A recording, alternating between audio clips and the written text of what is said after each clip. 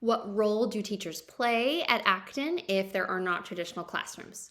So I'll reiterate this again. We do not have teachers, we have guides. This is not just semantics. Guides take on a very different role than a traditional teacher does. And that's not to undermine what teachers do or to devalue it. It's just different. We are playing a different game here at Acton. And because of that, we don't need someone to teach. We don't want someone to teach. We want to leave the responsibility for learning in the learner's hands completely. And so the role of a guide at Acton boils down to, well, I've written a whole book about this. So if you want to know all of the nerdy details, let me know, and I can let you know how to get a copy of my book. But it comes down to equipping, connecting, inspiring, and creating. So I'll briefly touch on each of those. The role of an Acton guide is to help equip. The difference between equipping and teaching is when someone is equipped, they leave with a tool or a set of tools to help them navigate something in the future that will help them solve a problem in the future. So where a traditional teacher may help you learn some information and you may pick up tools along the way, our goal is that we equip by offering tools or a challenge where you would need to practice a certain skill or tool in order to complete the challenge, so that then you have that with you at all times. You are equipped to handle that or situations similar to that because you now have this set of tools in your tool belt. One example, just off the top of my head, is conflict resolution. A guide may facilitate a conversation or a discussion that would paint a picture of a situation where a learner may be in conflict with someone else. So it might start like, imagine that you are out playing and you have a disagreement with someone, or there's two different games that want to be played. What do? Do you take a vote, or do you just go off and play a different game? It doesn't really matter what the answer is, because guides aren't invested in the answer, they're invested in the question. So by asking great questions, then the learners become equipped to solve their problems, to handle it. And then to further this, a discussion like this may also offer a tool, something like the peace table or a script you can use when you're in conflict with someone to help you navigate that. And then obviously we'll all take and adapt that as we go throughout life. But that is an example of how someone may be equipped, or how a guide may equip someone to handle a situation that is common. And the same thing goes for more academic type subjects. We're looking to equip them with a tool or a skill they can use and apply to many different circumstances, rather than just that one concept in the moment that applies in a very limited way. So equipping, that's the first role of a role of the guide. So equipped. The next one is connect. This comes down to the ability of a guide to see and set the culture of a group of people, of a studio.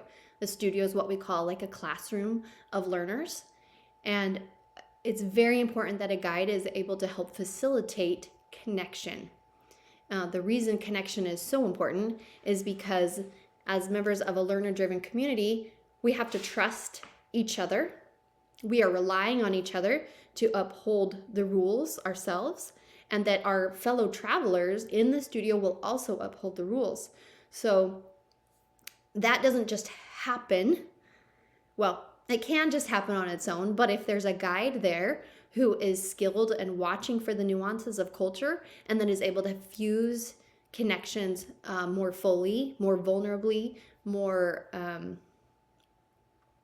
authentically, basically, but with some intention behind it, then the culture is able to grow into a healthy culture much more quickly. And that it kind of sets the training ground for an Acton studio to be much more fruitful. So we can all like we can all learn in an unhealthy culture, and we will learn things. But if the culture is functioning at a higher level of trust, higher level of hard work, a higher level of collaboration, then the learning becomes richer and deeper. So connecting people is a key role of a guide. So equip, connect, inspire. A guide should be able to lift the eyes of those they're sharing a concept with by asking incredible questions, by sharing stories that are inspiring, by being an example of someone who is leading themselves on their journey, so that young heroes see, oh, that's how you live a happy, thriving life.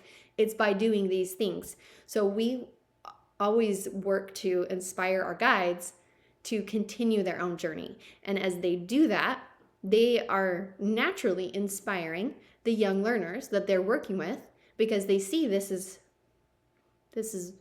what you do. You contribute to the world by continuing to learn and to grow. So,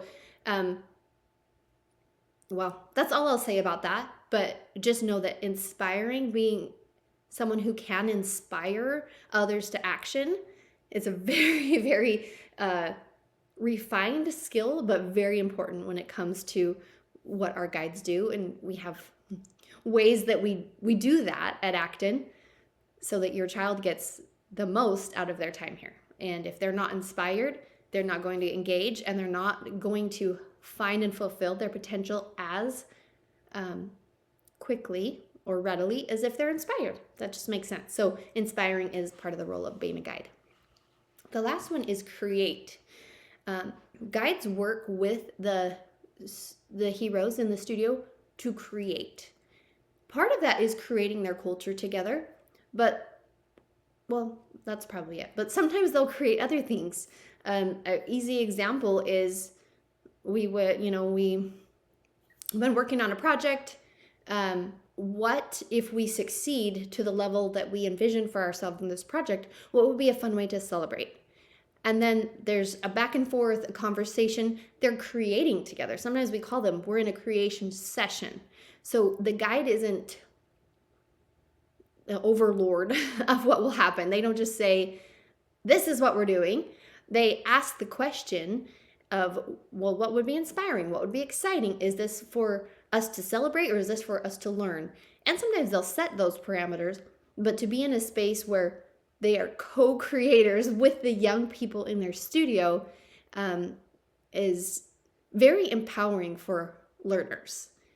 It also just embodies a sense of true leaders who make a difference in the world often have this meekness to them. And this is one of our core values, actually, that I don't have to be in charge of you. I want to create with you. I trust that I can learn from you, no matter how old you are, no matter how old I am, and that through our shared experience, we're going to create something better than if I were doing it on my own. So that's kind of the essence of creating with a studio. A guide connects, equips, inspires, and creates. And together, all of that makes for a really organic, messy, and beautiful learning environment for the heroes. And we talk a lot about environment because what we do as guides is to set up an environment where optimal learning can happen. And the learning often looks like the opportunity to fail and try again, or to ask questions and wrestle with questions because the answer isn't readily given to us.